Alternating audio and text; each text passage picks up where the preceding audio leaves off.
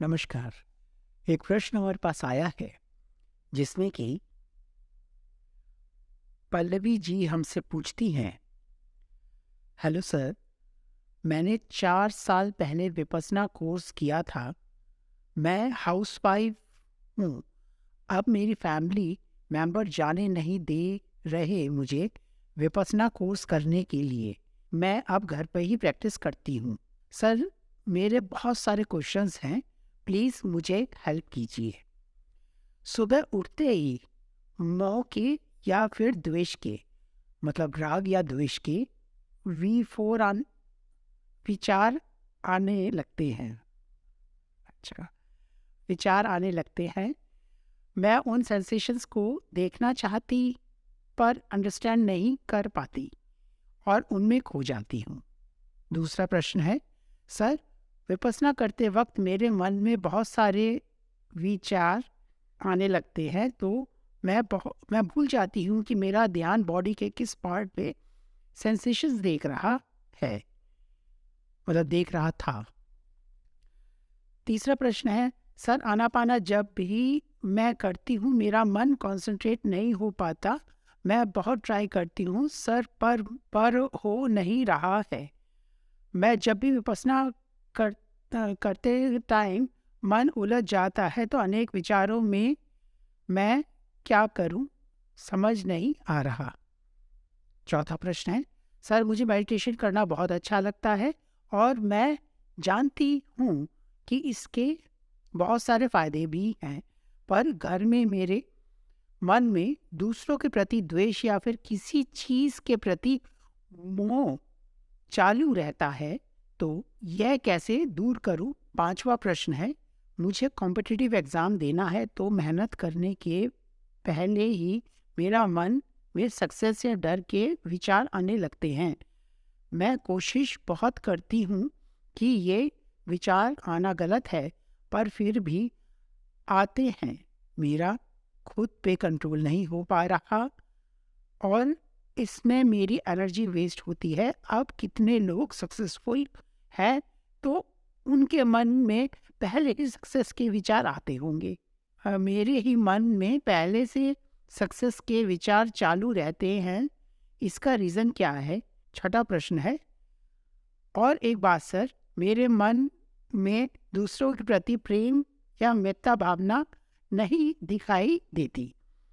मुझे तो मेरी प्रैक्टिस करना वेस्ट है क्या? तो इससे कैसे सही तरह से करूं? सर, मेरा मन डिस्ट्रैक्ट है बहुत, प्लीज़ मुझे कोई सॉल्यूशन दो। मैं विपश्यना जा नहीं पा रही हूँ, लेकिन मैंने आपके वीडियोस देखे तो मुझे लगा कि आप मुझे ज़रूर कुछ ना कुछ सॉल्यूशन दोगे। मैं पहले कुछ मेडिटेशन से रिलेटेड वीडियोस देखती थी, पर वो 1-2 दिन ही दिमाग में रहता था, फिर से मैं सिचुएशन में आ जाती हूँ। मुझे जो भी प्रॉब्लम्स मैंने आपसे शेयर किया है सर, आई होप आप मुझे सॉल्यूशन दोगे। पल्लवी जी, धन्यवाद ये प्रश्न पूछने के लिए, पर यह बात तो निश्चित रूप से मैं समझता हूँ कि आपका मन सच में बहुत डिस्ट्रैक्ट है।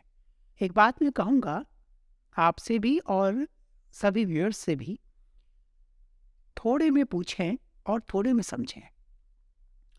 हम अपना प्रश्न पूछने के लिए या उत्तर समझने के लिए जितने ज़्यादा शब्दों का चयन करते हैं, मन उतना ही उलझता जाता है।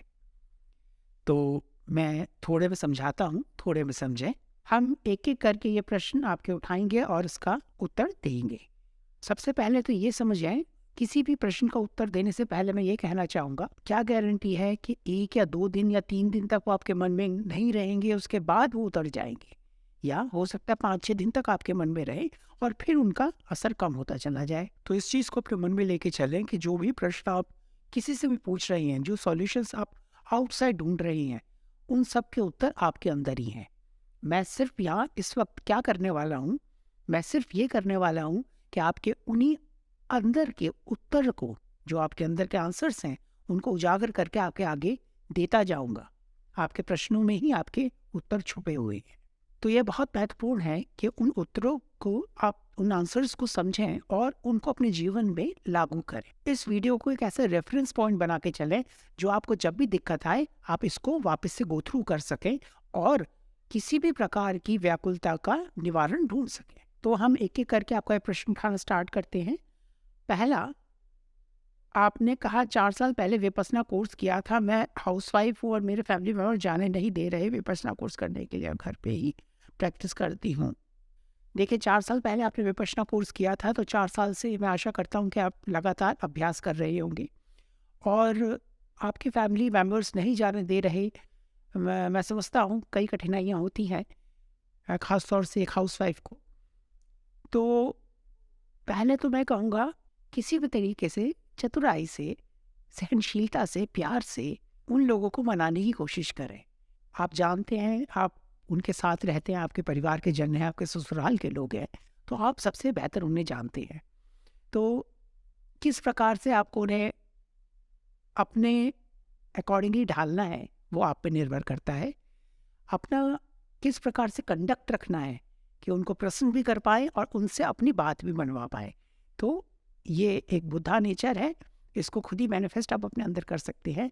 मैंने हिंट दिया है, उसे समझ गए होंगे आप, और इसको कोशिश करें कि वो लोग अनुमति दे दें।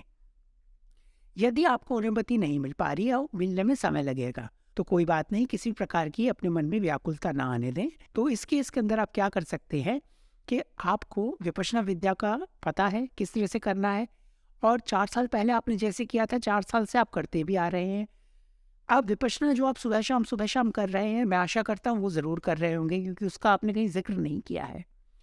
तो जो विपश्यना आप सुबह शाम अभ्यास कर रहे हैं, यदि तो कर रहे हैं बहुत अच्छा, नहीं कर रहे तो ज़रूर करें। अगर नहीं करेंगे तो काम नहीं चलेगा। तो विपश्यना विद्या का जो आप अभ्यास कर रहे हैं उसको निरंतरता से करते चले जाएं, रेगुलरिटी के साथ करते चले जाएं। गुरु जी की वीडियोस 10 दिन के शिविर की सब यूट्यूब पे आपको मिल जाएंगी, चैनल्स पे अलग अलग रहती हैं। विपश्यना का जो ऑफिशियल चैनल है वहाँ से दिवस 1 से लेकर दिवस 10 तक की जितनी भी वीडियोस हैं अपने अकॉर्डिंगली समय निकाल कर उनको देखें। और एक वीडियो को, जो उनका 1.5 घंटे के आसपास का वीडियो होता है, 1.25 से 1.5 घंटे का, अगर आप एक सिटिंग में नहीं देख पा रहे हैं तो ऐसा करें, उसको 40-45 मिनट एक दिन देख लें, अगला भाग 40-45 मिनट अगले दिन देख लें। और जिस वक्त भी आप वो वीडियोस देख रहे हैं तो इस चीज़ का ध्यान रखें कि जो कुछ भी कह रहे हैं गुरुजी, जो भी उनके शब्द आपके कानों में पड़ रहे हैं और आपके अंतर्मन में प्रश्न भी चल रहे हैं, तो जो वो गुरुजी के शब्द आपके कान में पड़ रहे हैं उसमें अपने प्रश्नों का उत्तर ढूंढते चलें और उसको अपने मन में बैठाते चलें। 2 दिन आपने एक वीडियो देख ली, इस तरह से उसको 10 वीडियो को देखें। फिर 3-4 दिन का गैप दें, 3-4 दिन उसको रिकॉल करें, अपने आप को उसको अभ्यास में लेके आएँ। जो भी वीडियो आप देख रहे हैं उसको अगले दिन जब भी विपश्यना करें, उस जो भी आपने पिछले दिन सुना है उसको स्ट्रिक्टली फॉलो करें। तो ये बहुत इंपॉर्टेंट है। अगर आप विपश्यना में नहीं जा पा रहे तो कोई बात नहीं, घर पर भी रहते हुए विपश्यना का जो स्ट्रिक्ट रूल होता है, जो अभ्यास हम करते हैं, उसको भी आप फॉलो नहीं कर पा रहे तो कोई बात नहीं, मत करें अभी फॉलो। अगर आप सुबह 3:30-4 बजे नहीं उठ पा रहे और फिर जिस तरह से हमें आगे बढ़ना होता है, पूरा दिन का दिनचर्या होती है, वैसे नहीं कर पा रहे तो कोई दिक्कत नहीं है। आप जो भी आपकी डेली रूटीन है उसको करते चलें। सुबह का और शाम का जो अधिष्ठान है वो ज़रूर करें और अपने जीवन में विपश्यना को वैसे ही डालें। देखिए, विपश्यना में आर्य मौन का हम पालन करते हैं। आर्य मौन का मतलब होता है नोबल साइलेंस। नोबल साइलेंस के आप शब्दों से तो मौन है ही जो आप बोल रहे हैं, लेकिन जो विचारों में आपके शब्द चलते हैं, जो माइंड में चैटरिंग चलती है, उसमें भी मौन, आप नोबल साइलेंस है, उसमें भी आप मौन है। तो उसको समझें, उस आर्य मौन को अपने जीवन के अंदर लेकर आएं, शांत बने, शब्दों से भी विचारों से भी। तो इस प्रकार से आर्य मौन का अपने जीवन में पालन करें और थोड़े शब्दों में अपनी चीज़ को बताना सीखें और थोड़े शब्दों में समझना सीखें। अब हम पहले प्रश्न पे आते हैं। पहले प्रश्न में आप पूछते हैं, सुबह उठते ही मोह मतलब राग के या फिर द्वेष के विचार आने लगते हैं। ये V4 मुझे समझ में नहीं आया, तो मैं आपसे हमेशा आग्रह करूँगा कि प्रॉपरली लिखा करें। ये एब्रिविएशंस थोड़े से कठिन होते हैं समझने में। तो ये जो विचार आने लगते हैं, मैं उन सेंसेशन को देखना चाहती हूँ पर अंडरस्टैंड नहीं कर पाती और उनमें खो जाती हूँ। तो जैसा कि आप कह रहे हैं कि सुबह उठते ही द्वेष के विचार आपके मन में आने लगते हैं, कुछ घृणा के विचार किसी के प्रति, किसी स्थिति के प्रति, कुछ भी आपके जीवन में घटित हो रहा है परिवार में आपकी, और कुछ लोग हैं जिनसे जब 4 बर्तन उड़ते हैं तो खनकते भी हैं। हर परिवार की यही कहानी है। तो जो भी आपके आस-पास के लोग हैं या कंडीशंस बन रही हैं या सिचुएशंस बन रही हैं, जो ह्यूमन बीइंग आपके रिलेशनशिप्स हैं जो आस-पास के लोगों से, उनसे आपकी कहीं न कहीं घृणा होती है, कहीं से तकरार होती है, कहीं से आपके विवाद होते हैं, और सुबह उठते ही वो चीज़ें रिकॉल होती हैं और आपको द्वेष होता है उसके बारे में। उसको हटाने की कोशिश करते हैं आप कि नहीं, ये इंसान तो खराब है, तो खराब है, तो खराब है, उसने ऐसे कह दिया, उसने ऐसे कह दिया, और आप अतीत में या भविष्य में नोट-पनोट लगाने लगते हैं। आपने लिखा कि मैं उन्हें समझ नहीं पाती, उन्हें अंडरस्टैंड नहीं कर पाती। कोई ज़रूरत नहीं है अंडरस्टैंड करने की। क्या करोगे अंडरस्टैंड करके? कारण कुछ भी रहा हो, कारण में नहीं घुसना। कारण में घुस के करोगे क्या? कारण को जान के करोगे क्या? उस कारण की वजह से तो सारी सिचुएशन बिगड़ी है। उस कारण की वजह से ही तो सारा खेल बिगड़ा है। तो उस कारण को, जो भी कारण है, कितने कारणों में उलझोगे? एक कारण को ज्ञात करोगे, उस कारण से 3 कारण की और उत्पत्ति होगी। उन 3 कारण को ज्ञात करोगे, उन 3 कारण से 300 की उत्पत्ति होगी, 300 से 3000 की उत्पत्ति होगी। कारण से तो विचार बढ़ते ही चले जाएंगे, जितने विचार उलझते जाओगे। खरपतवार आपके दिमाग में और उपजती चली जाएगी, और एक प्रकार की झाड़ियों में, विचारों में उलझते चले जाओगे, और परेशानियों में उलझते चले जाओगे। तो कारण कुछ भी हो, कारण में नहीं उलझना। कुछ भी कारण हो, द्वेष आ रहा है, इस प्रकार मेरे मन में द्वेष है। अब द्वेष है, ये कैसे पता चल रहा है? मुझे कुछ खराब लग रहा है, मुझे बहुत खराब सा लग रहा है, और मुझे नफरत हो रही है, मुझे गुस्सा आ रहा है बहुत तेज। गुस्सा कैसे आ रहा है, कैसे पता चल रहा है? वो पता चल रहा है संवेदनाओं के थ्रू, वो पता चल रहा है सेंसेशंस के थ्रू, वो पता चल रहा है श्वास के थ्रू। या तो श्वास कुछ छिछला होगा, तेज होगा जब गुस्सा आएगा, या किसी में द्वेष होगा, घबराहट सी होगी, तो अजीब सा चितला सा होगा, अजीब सा होगा, मटमैला सा होगा सांस। या संवेदना किसी प्रकार की एक उथल पुथल से शरीर में चलेगी। इसी से तो ज्ञात करते हैं कि हमें द्वेष हो रहा है, हमें गुस्सा आ रहा है, चिड़चिड़ापन आ रहा है, मुझे नफरत हो रही है किसी के प्रति। तो वो जो संवेदना आपके मन में उठी, बस उसे जाने जैसे जान रहे हैं, बस जानना है और कुछ नहीं करना। कुछ नहीं करना। सुबह उठे, मेरे मन में द्वेष है, शांत। एक संवेदना चल रही है, श्वास चल रही है, देखा, ऐसा चल रहा है, ऐसा हो रहा है, ठीक है। कारण में न उलझो, कारण में जाने की जरूरत नहीं है। सफर भूल गए, संवेदना और श्वास को तो भूल गए, कारण वाले सफर में निकल पड़े, जो कि सफर आपको अनंत में ले जाकर कहीं ना कहीं डुबो देगा। कोई फायदा नहीं है उसमें जाने से, वो चक्रव्यूह में उलझा देगा। उस चक्रव्यूह को तो काटना है विचारों के, और आप उसी में निकल पड़ते हैं ढूंढने के लिए। कारण को मत ढूंढो, सॉल्यूशंस को मत ढूंढो, ना तो उस रीजन को ढूंढो, ना ही सॉल्यूशन को ढूंढो। बस जो है इस क्षण की सच्चाई है, क्षण की सच्चाई है कि मेरे मन में द्वेष है, घृणा है, चिड़चिड़ापन है, गुस्सा है, जो भी है, डर है, whatever it is, पर है। That is the fact of this moment. बस उसे स्वीकारो। उसे कैसे स्वीकारो? संवेदना को जानो, श्वास को जानो, समता में बने रहो, आगे बढ़ो। अब कहाँ? अगले क्षण आओ और शांत बैठो। धीरे धीरे धीरे होगा। हो सकता है 1 घंटे में 60 मिनट होते हैं, 1 मिनट में 60 सेकंड होते हैं। 60 सेकंड में से आप 2 सेकंड तक की समता में बने, फिर 58 सेकंड्स अभी भी व्याकुल है, पर 2 सेकंड तो विजय प्राप्त करी। जब धीरे धीरे अभ्यास करोगे, वो 2 सेकंड 10 सेकंड बनेंगे, 10-20 सेकंड बनेंगे, समय बढ़ेगा।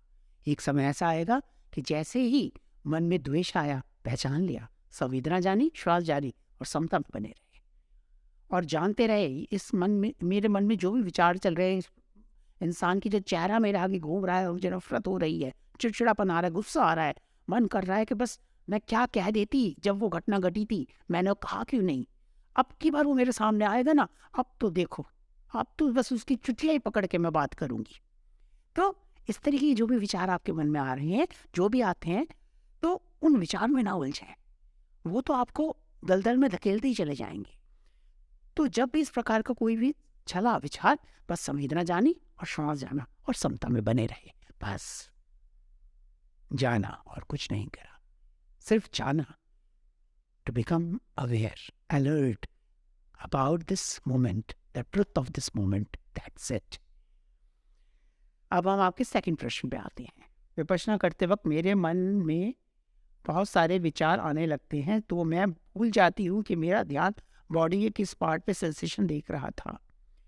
अच्छा, जब आप विपश्यना कर रहे होते हैं ना, सीढ़ी का चक्कर लगा रहे होते हैं, और एकदम से एक एक एक एक बवंडर सा आता है, एक तूफान सा आता है विचारों का, एक सैलाब आता है, और वो आपकी एकाग्रता को बहा के ले जाता है, और आप बहुत कुछ समय तक, कुछ मिनटों तक उस में बवंडर में उलझे रहते हैं, और जब वापस आते हैं तो एकदम से याद करते हैं शायद मैंने तो 10-15 मिनट खो दिए, और उस बवंडर में ही आपका मन ढमाडोल होता है। वो बवंडर कहाँ का होता है? या तो पास्ट का होता है, फ्यूचर का होता है। इन दोनों ही विषयों में उलझा रहता है। इसने ऐसे कह दिया था, मेरे इस समय इसने मेरी ऐसी बात कर दी थी, अब अगर फ्यूचर में भी उसने ऐसे कह दिया तो क्या होगा? अब मैं ऐसा करूंगी, अब मैं ऐसा करूंगा, उसने ऐसे कैसे कह दिया था? हाय राम, मेरा जीवन तो कुछ भी नहीं है, मैं तो सबसे गैर गुजरी हूँ क्या? मेरी कोई इज्जत नहीं है क्या? मेरी तो जिंदगी बर्बाद हो गई। मैं कहाँ किसे क्या कर सकती थी और मैं क्या कर रही हूँ? मैं क्या क्या कर सकती हूँ? मैं कितनी पढ़ी लिखी हूँ, लेकिन मैं कुछ भी नहीं कर पा रही हूँ। इस परिवार ने, इस स्थिति ने मेरा सारा भविष्य खराब कर दिया। अगर मेरी शादी ना हुई होती तो पता नहीं मैं क्या क्या कर देती, मैं पता नहीं क्या कर देती। इस प्रकार के विचारों में मन उलझता है। तो आप क्या कर देती, आप क्या कर सकती थी, इन सब विषयों में उलझने की जरूरत नहीं है। बस ये जानो कि जो आप कर सकती थी वो आपके अंदर ही है, वो जज्बा आपके अंदर है, वो क्वालिफिकेशन आपके अंदर है, वो इंटेलिजेंस आपके अंदर है। सिर्फ इस जो ये आपका जो एक भूचाल चल रहा है ना सतह पे, जब तक ये भूचाल, ये कंपन नहीं रुकेगा, तब तक आपको कुछ क्लैरिटी नजर नहीं आएगी। एक उदाहरण देता हूँ, ध्यान से समझें। एक बकेट लीजिए पानी की, और उस बकेट के अंदर बिल्कुल उसके बेस पे एक कॉइन रख दीजिए, और उसकी जो सतह है उस सतह को हिला दीजिए पानी की। क्या आप उस कॉइन को देख पाएंगे? नहीं देख पाएंगे। लेकिन कुछ समय शांत बैठो, कुछ समय शांत बैठो और वेट करो, पेशेंस के साथ, पेशेंस के साथ, सब्र के साथ इंतजार करो। जब वो लहरें शांत हो जाएंगी और जो जल है वो बिल्कुल समान होगा, समता से होगा, तो वो जो कॉइन है वो आपको नजर आएगा। तो ये जो सतह होती है ना, ये सतह बिल्कुल हमारे विचार होते हैं। जब तक इनमें भूचाल आया होता है, कंपन आया हुआ होता है, हम रियलिटी देख नहीं पाते, और जैसे ही हम अपने इनको शांत करते हैं, समता में बनते हैं, हमें रियलिटी नजर आने लगती है। तो सारा जितना भी पोटेंशियल है आपके अंदर है, आप जो कर सकते थे वो आज भी कर सकते हैं। तो उस चीज़ में उलझने की बिल्कुल भी ज़रूरत नहीं है। सेकेंडली, जैसे ही आपका मन उस बाउंडर से जाता है और वापस आप शरीर पे आते हैं, और आपको पता ही नहीं चलता कि मैं उस बाउंडर में से जब निकल के आई तो मैं कौन से बॉडी के पार्ट पे थी, डोंट वरी, बिल्कुल व्याकुलता ना आने पाए कि मैं कहाँ थी, ये कर क्या रही हूँ, कैसा मन लिए चल रही हूँ, और किलस आती है, और झुंझलाती है, और झुंझलाहट आती है, और ज़्यादा व्याकुलता बढ़ती है। तो बिल्कुल व्याकुलता ना आने पड़े, बिल्कुल शांत चित्त से मुस्कुराते हुए, अच्छा मैंने स्वीकारा, मेरा मन भटक गया था, बात खत्म। अब मुस्कुराते हुए वापस सर के ऊपरी सतह से फिर काम शुरू करें, विपश्यना का काम फिर शुरू करें, और फिर से चक्कर लगाना शुरू करें। फिर से चक्कर लगाया, फिर कहीं भाग गया मन, कोई नहीं, उस क्षण की सच्चाई यह थी, अब भी यह है, कोई बात नहीं, फिर मुस्कुराते हुए वापस आ जाए। व्याकुलता बिल्कुल ना आने पाए। व्याकुलता से ही तो निवारण करना है। व्याकुलता वाला जो मन लिए हम चल रहे हैं, उसी से तो हमें सारा बस कलेश चल रहे हैं हमारा। तो उस व्याकुलता को हटाने के लिए ही विपश्यना कर रही हैं, तो इस कारण से भी व्याकुलता ना आने पाए। जैसे ही ज्ञात हो कि मन भटक गया है, वापस से काम शुरू करें। अगर तो पता है कि मेरा मन यहाँ था, यहाँ था, यहाँ था, जहाँ भी था, तो वहां से फिर से चालू हो जाए, नहीं तो सिर के ऊपरी हिस्से से दोबारा से चक्कर लगाना शुरू करें। और हर बार जब भी चक्कर लगाएं, दृढ़ संकल्प से लगाएं और एकाग्र मन से लगाएं कि नहीं, अब तो मैं पूरा चक्कर लगा के ही ढंग से रहूंगी। जब हर बार इस तरह से अभ्यास करेंगे तो विजय प्राप्त करेंगे। अब आपका तीसरा प्रश्न उठाते हैं। सर, आनापाना जब भी मैं करती हूँ मेरा मन कॉन्सेंट्रेट नहीं हो पाता, मैं बहुत ट्राई करती हूँ सर, पर वो हो नहीं रहा है। मैं जब भी विपश्यना करते टाइम मन उलझ जाता है अनेक विचारों में, मैं क्या करूँ? ओके, आनापाना और विचारों का क्या संबंध होता है और ये परस्पर किस प्रकार से एक दूसरे को इन्फ्लुएंस करते चलते हैं, हमारे जो थॉट्स हैं और सेंसेशंस हैं। इसके ऊपर एक डेडिकेटेड वीडियो हमने बनाई थी और उसमें मैंने बहुत डिटेल में समझाया था कि किस तरह से दोनों इन्फ्लुएंस करते हैं और किस तरह से इन दोनों को सहारा लेके हमें विपश्यना में आगे बढ़ना चाहिए और किस प्रकार से संवेदना हमें विजय प्राप्त करवाती हैं विचारों के ऊपर। तो उसका मैं आई डिस्क्रिप्शन में कहीं लिंक दे दूंगा, उसको प्लीज़ ज़रूर देखें। मैं उस एंटायर चैप्टर को दोबारा यहाँ रिपीट नहीं करूँगा, वो आप ही के लिए है। प्लीज़ उसको देखें और समझें। एक चीज़ ध्यान रखें, जब भी कोई भी वीडियो देखें पहले शांत करें अपने मन को, तभी आप उस चीज़ को समझ पाएंगे और अडॉप्ट कर पाएंगे और अपनी लाइफ में अप्लाई कर पाएंगे। एक छोटे से उदाहरण से समझें। आपके पास एक छोटा सा पेपर है और उस पेपर पे आपको नोट्स लेने हैं और एक छोटे से क्लासरूम में जा रहे हैं। एक क्लासरूम के अंदर 5 मिनट का एक कोर्स है, कुछ भी, और 5 मिनट का कोर्स के आपको फटाफट नोट्स लेने हैं और आपका जो पूरा पेपर है उसमें आपने ऑलरेडी बहुत कुछ लिख रखा है, पता नहीं छोटा छोटा छोटा छोटा बहुत कुछ लिख रखा है, बहुत सारा, and lots of things you have already written there. अब जो आप नई इन्फॉर्मेशन ग्रैब कर रहे हैं वो फिर आप कहीं ना कहीं ठूसने की कोशिश करने लगे, लिखने की कोशिश करने लगे। जगह तो है नहीं, लेकिन फिर भी जगह बनाने की कोशिश करने लगे। होगा क्या, तब तो लिख दोगे, लेकिन जब रेफरेंस के लिए वापस पलट के उसको पढ़ने की कोशिश करोगे तो भूल जाओगे मैंने कहाँ क्या लिखा था, या किसी और राइटिंग से उसे मिक्स कर दोगे। तो हमेशा ध्यान रखें, जो नई इन्फॉर्मेशन लेने जा रहे हो उस वक्त एक कोरा पन्ना लेके जाएं, बिल्कुल क्लीन स्लेट की तरह जाए और उस इन्फॉर्मेशन को बिल्कुल ऐसे अडॉप्ट करें जैसे कि आपकी पहले की कोई नॉलेज नहीं है। तब तो उसके लाभ आएंगे, वरना जितनी भी वीडियो आपको देखनी है ना, दुनिया भर की देखते चले जाना, कुछ पल्ले नहीं पड़ने वाला। 2-3 दिन तक तो उसका इन्फ्लुएंस आपके मन में रहेगा, लेकिन जैसे 2-3 दिन बीतेंगे वापस आप उसी जगह आ जाएंगे जहाँ पे पहले थे। तो इस चीज़ का ज़रूर ध्यान रखें। अब हम आपका चौथा प्रश्न उठाते हैं। सर, मुझे मेडिटेशन करना बहुत अच्छा लगता है और मैं जानती भी हूँ कि इसके बहुत सारे फ़ायदे हैं, पर घर में मैं दूसरों के प्रति द्वेष या फिर किसी चीज़ के प्रति राग चालू रहता है, तो यह कैसे दूर करूँ? ओके, देखिए, किसी के प्रति हमें राग या द्वेष क्यों होता है? या तो कोई हमें बहुत अच्छा लगता है तो वो राग होता है कि ये इंसान हमारे पास आए, हमसे बात करे और जैसी प्रशंसा ये हमारी करता है हमें बार बार वैसा ही कहे। हमें उसके कुछ कहे पे राग उत्पन्न होता है कि वो बार बार कुछ ऐसा ही कहे और मन गदगद हो, क्योंकि जैसे ही वो शब्द मेरे कानों में पड़ते हैं मन में एक पुलक रोमांच सा चलता है और बहुत मन गदगद होता है और राग क्रिएट होता है कि वो इंसान मुझे बार बार ऐसी प्रशंसा करे, ऐसी प्यारी प्यारी बातें करे। या मेरे बारे में प्रशंसा नहीं कर रहा तो जिन लोगों से मुझे नफरत है, जो लोग मुझे खराब लगते हैं, वो भी मेरे पास बैठ के उनकी बुराई करे, उनकी चुगली करे, तो ये मुझे बहुत अच्छा लगता है। तो इसी प्रकार उस इंसान के प्रति राग उत्पन्न होता है। द्वेष कब उत्पन्न होता है? जब कोई इंसान मुझे खराब लगता है, मुझे इंसान अच्छा नहीं लगता, मैं चाहती हूँ कि इंसान भी मुझसे दूर चला जाए। मुझे इंसान की शक्ल देखते ही मुझे गुस्सा आता है, क्या ये मेरी हमेशा इंसल्ट करता है, या हो सकता है मेरे अंदर कोई कमी हो और ये स्पष्ट रूप से मेरे मुंह पे कह देता है कि आपके अंदर ये कमी है। चाहे वो कमी मैं स्वीकारूं या ना स्वीकारूं, पता नहीं वो मेरे अंदर है या नहीं है, दूसरी बात, लेकिन वो कहता है तो मुझे खराब लगता है, या वो कहती है तो मुझे खराब लगता है, तो द्वेष होता है। तो या तो राग चलता है या द्वेष चलता है। ये राग और द्वेष जो हमारे मन में चलते हैं, इन्हीं से तो मुक्ति पानी है। ये जो राग और द्वेष का जो बंधन बंधता है और हमारा मन जो है वो डामाडोल रहता है, या तो पास्ट में या फ्यूचर में, उसी से तो मुक्ति पानी है। उस राग और द्वेष की स्थिति से ही तो हमें मुक्ति पानी है, उसी से ही तो छुटकारा पाना है।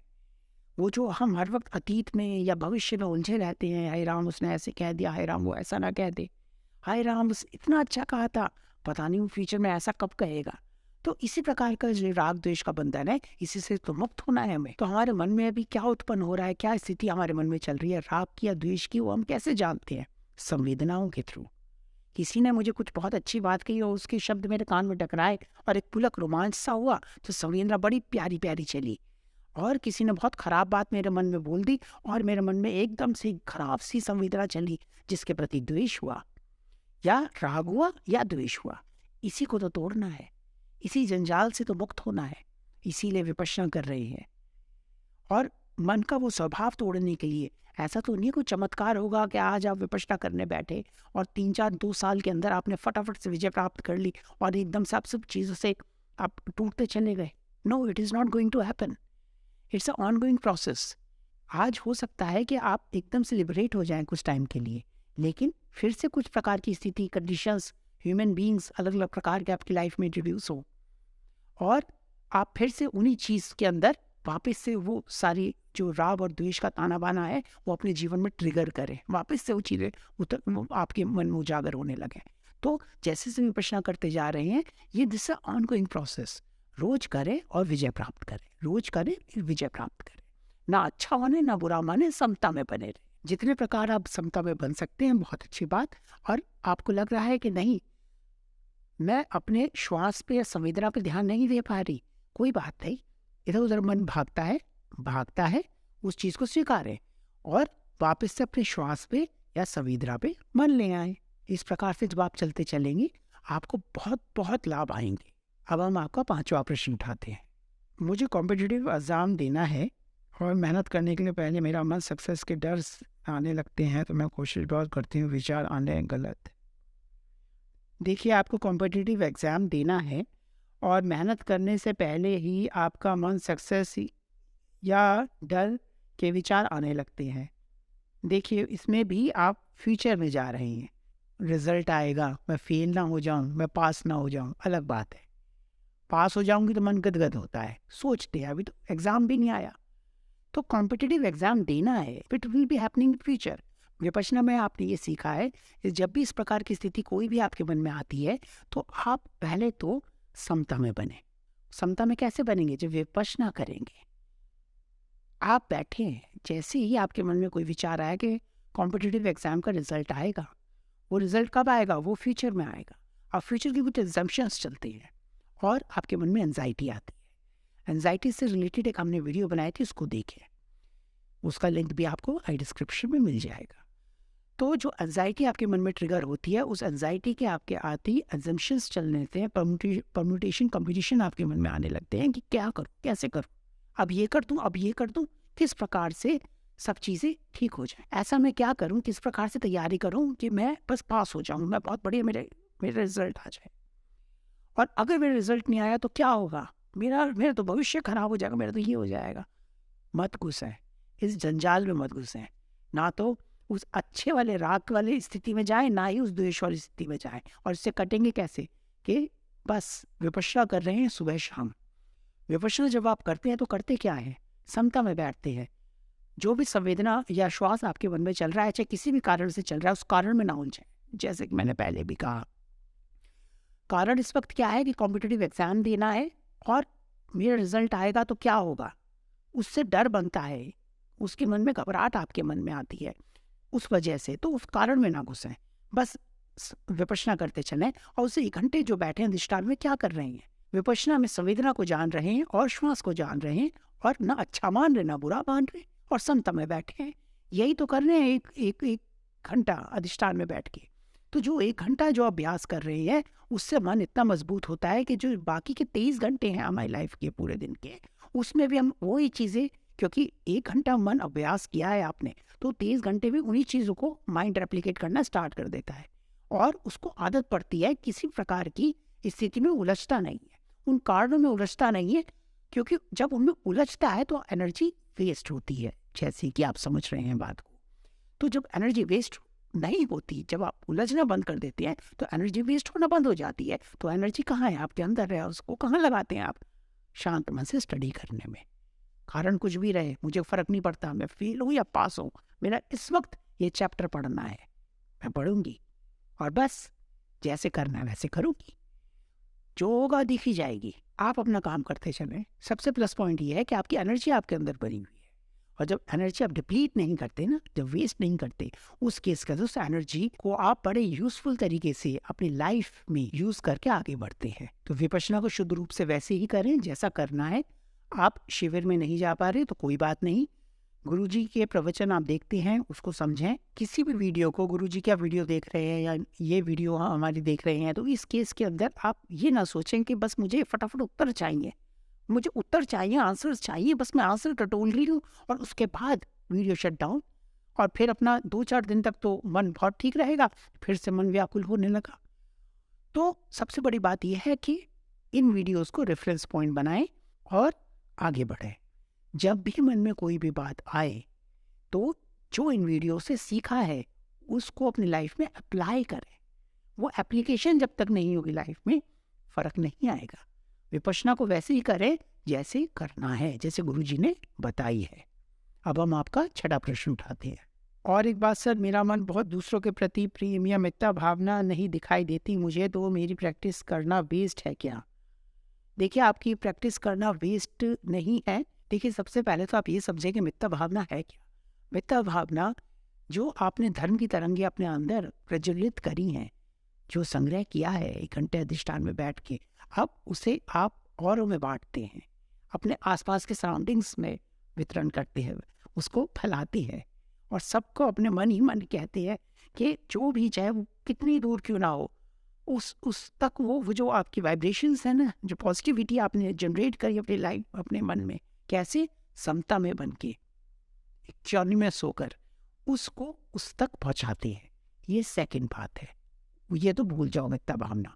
मित्रता भावना तब तक पॉसिबल नहीं होगी जब तक आपका मन खुद शांत नहीं होगा, खुद समता में नहीं होगा।